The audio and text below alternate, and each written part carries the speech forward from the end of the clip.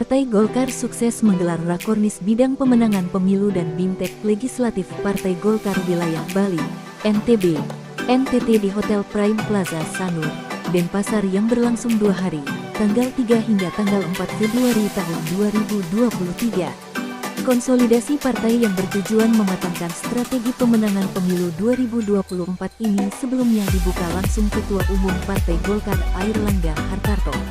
Ketua DPP Partai Golkar Bidang Pemenangan Pemilu Wilayah Bali, NTB dan NTT, Gede Sumarjaya Linggih mengungkapkan para kader Golkar telah dibekali strategi pemenangan Golkar di pemilu 2024 dan bagaimana mencapai target-target seperti peningkatan jumlah kursi legislatif. Kita hadirkan beberapa pembicara, baik itu pembicara yang dari dalam Golkar sendiri maupun dari luar Golkar.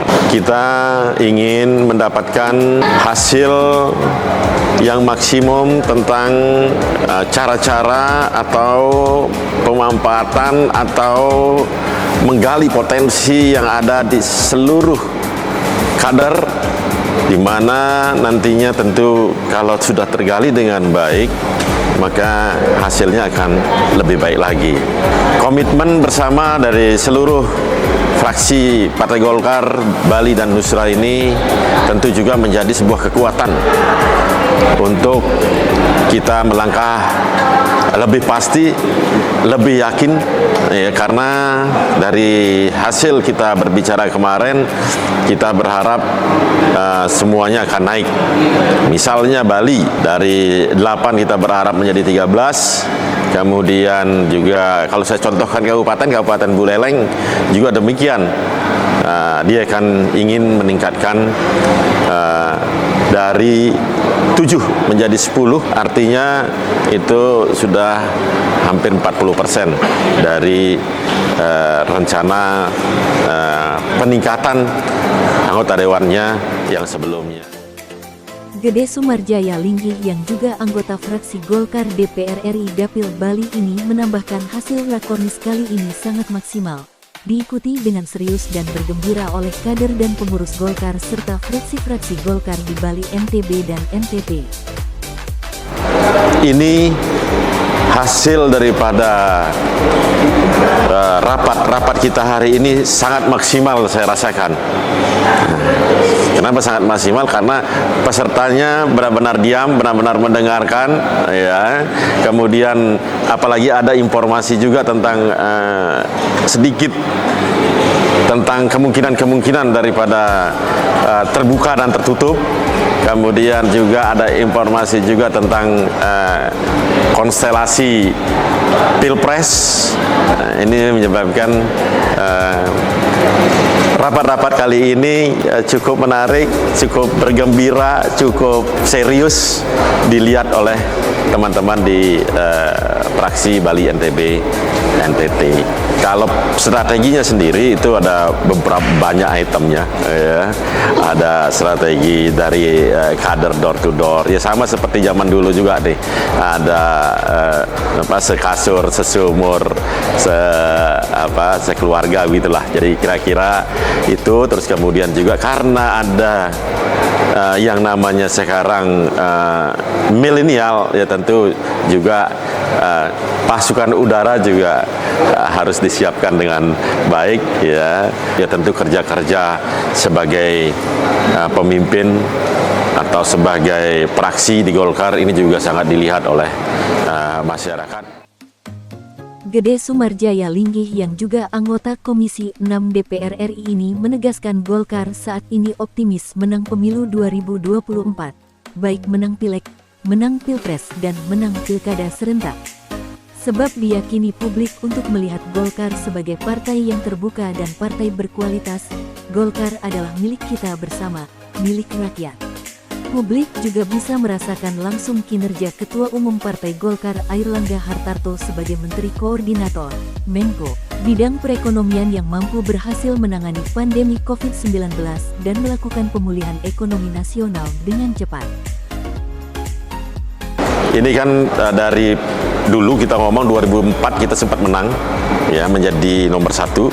Kemudian berjalan waktu kita terus nomor 2, biasanya dasawarsa itu akan ada perubahan. Orang biasanya di dasawarsa maka orang akan berubah mencari partai-partai yang memang mereka yakini bahwa inilah partai yang berkualitas. Mereka sadar bahwa inilah yang partai yang milik kita, bukan milik orang lain gitu.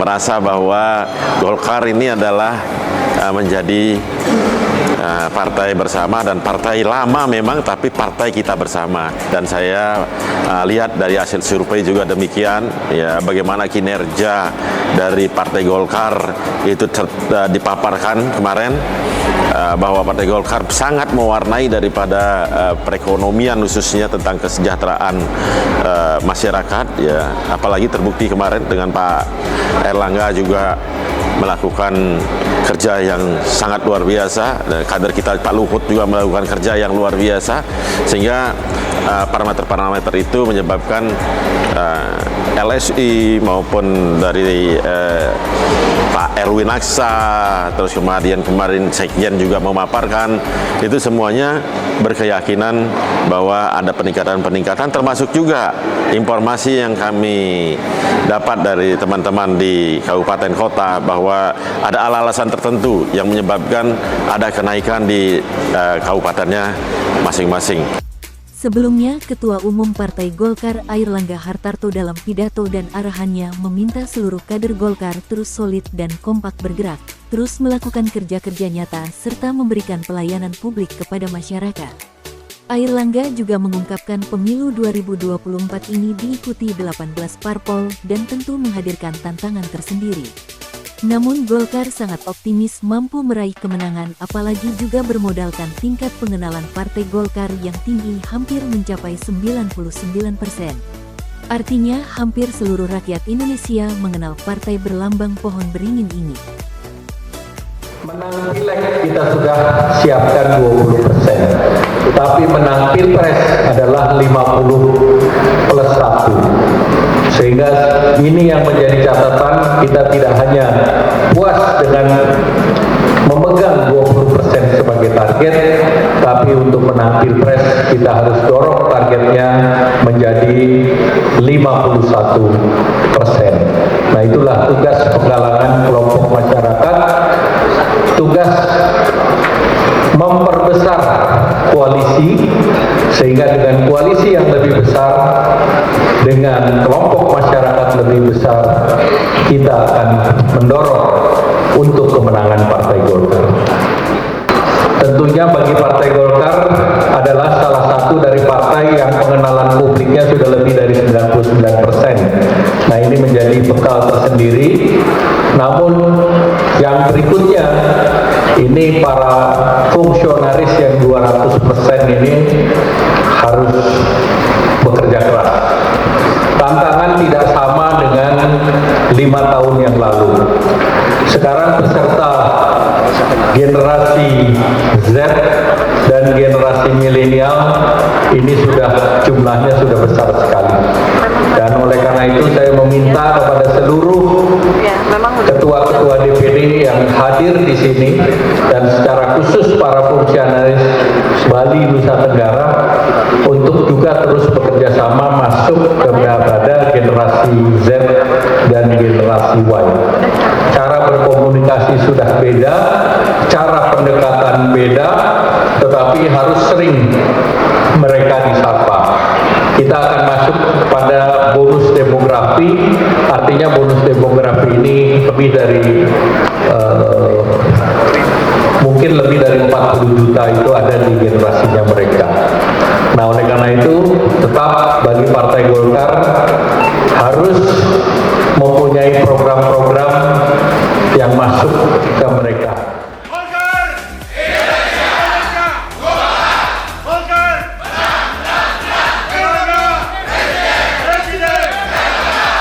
Bali 1 mengabarkan.